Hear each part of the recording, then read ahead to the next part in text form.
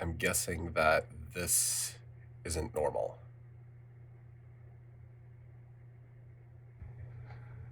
Probably for the phones of the future. Yeah, it was definitely my fault. I added a 0 to the resolution. Probably shouldn't be 5 digits.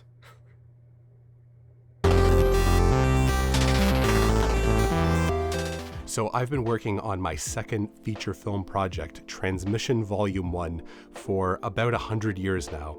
And 2 months ago, I made the bold decision to upgrade from DaVinci Resolve version 16 to version 17 mid-project. This was kind of a risky move. It's not advised to do this. Usually you want to wrap up a project as large as a feature film before you upgrade from one major release to another using your post-production software, but I decided to go for it anyway. I felt that the benefits outweighed the risks. I'm pleased to say it actually went really well. I think I've had time to kind of audit the project and to watch it and to kind of go through my clips and my project settings and all that type of stuff, and I think it went really well. I checked my bins and my timelines, and everything kind of came over from version 16 to version 17 without error. The only exception is one really weird thing that happened to one of my Fusion clips, one of my Fusion visual effects comps on my timeline, and I couldn't for the life of me figure out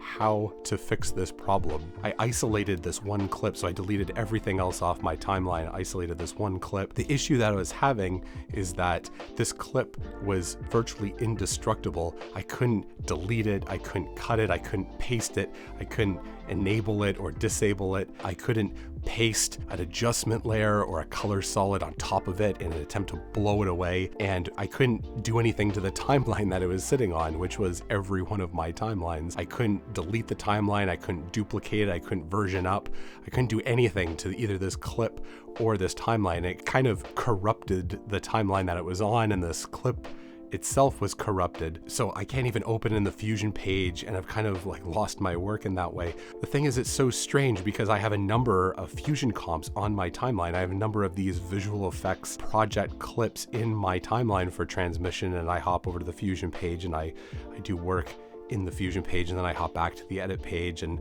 I color them and all that type of stuff. But for some reason, just this one clip became corrupted in the transfer that otherwise went really well. So it's super strange why this happened. I reached out to Blackmagic Design support and they were super helpful, but their team got back to me and told me that they were able to open the clip. I'm wondering if maybe it was just a Mac issue. I'm a Mac user, I'm editing on OS X, so if they were using Windows on a PC, perhaps that was the issue somewhere. Now you might be asking yourself, well, why don't you edit on a PC?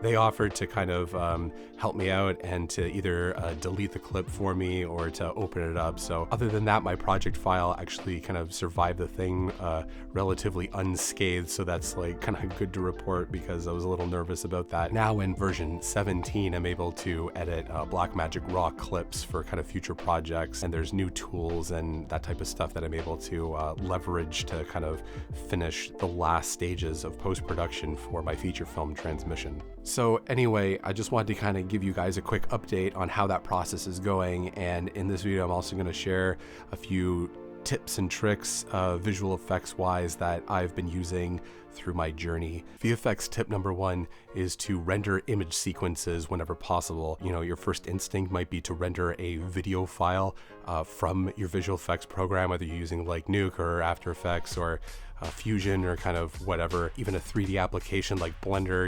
Like you don't want to be rendering MP4s, you don't want to be rendering QuickTimes. Your computer crashes, if the application crashes, if there's power outage, if your hard drive disconnects, if anything happens during what could potentially be a very long rendering process, like if you're rendering for like 10 or 12 hours or maybe even like days. I've rendered visual effects shots over the course of a week in some cases. You don't want to be rendering a single movie file that whole time, because if anything happens, like you just lose the whole movie file, like it's gone. You want to render image sequences for longer renders. You know, if anything happens during the rendering process, then you can retain all the frames that you kind of rightly earned through the rendering process. You know, those are yours, and then you can just kind of pick up where you left off. So like if your computer crashes at like frame, 380, then you kind of just go back to 381 and you can pick up where you left off. You can't do that when you're rendering a movie file. So always render image sequences if it's kind of a longer render. If it's like a 10-minute render, then a movie file, like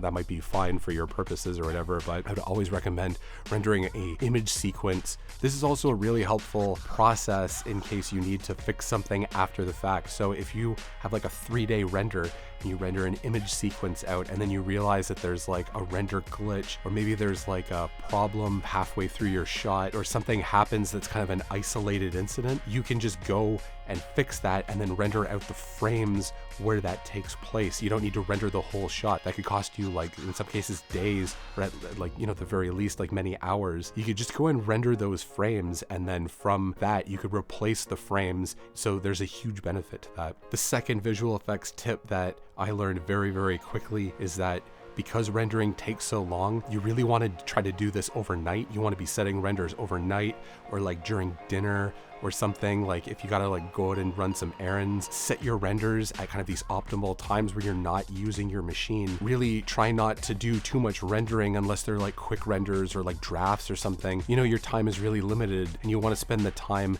that you've kind of allotted to your project in creating and like making your visual effects and like putting these shots together and kind of doing what you need to do. And the last thing you want to be doing is like sitting in front of your computer watching these lengthy renders like unfold during your allocated work time. So set these renders like at night, or maybe on the weekend if you're like taking a day off. Like set the renders at times when you know that like your machine is just sitting there. And that's the great thing with image sequences as well, is if you're rendering out an image sequence like a TIFF or a PNG or an EXR sequence, you can set the render and you could just pump out a bunch of frames like during dinner, and then you could like stop it, and then you could go back and start working on sound or editing or like whatever it is you're doing for your movie, and then you could continue and just pick up that image sequence render like at night before you go to bed, and then you wake up in the morning and like you have more frames. I've done that for shots. I've literally had to render every single night for like 2 weeks to be able to get some of these shots out because they've taken so long at full quality. I've just been setting like these 12-hour renders like every single night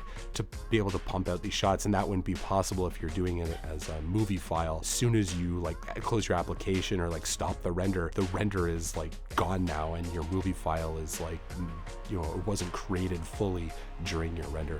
I'm gonna go lie down now. Hopefully some of this was helpful. Thanks so much for joining me, and I'll see you next time.